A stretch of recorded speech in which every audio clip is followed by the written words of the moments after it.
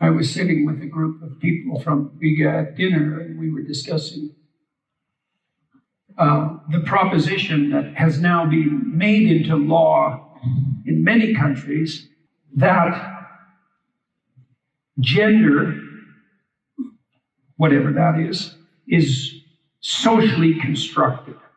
I don't know what you mean by gender, and neither do you, and you can't measure it in any way that's coherent. And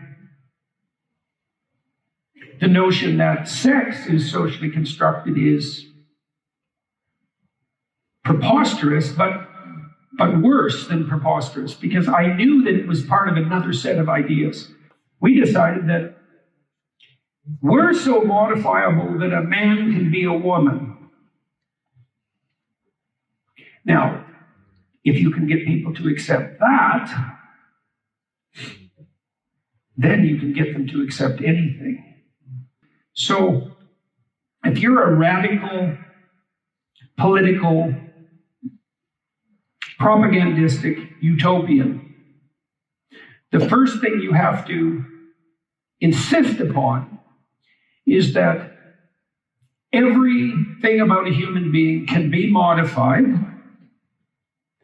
and should be modified in the direction that you think it should be modified in.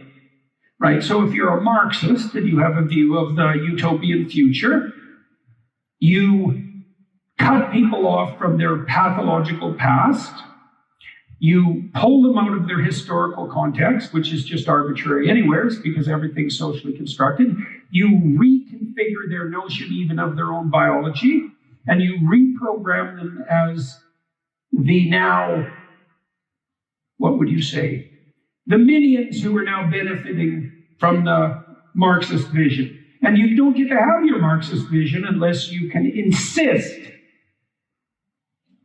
that everything about being a human being is modifiable. Well, keep it up, and maybe the woke mob won't descend on your land. And you'll be one of the few countries in the European umbrella, let's say, that escapes this plague. And a plague it certainly is. It's destroyed the universities in North America and the education system.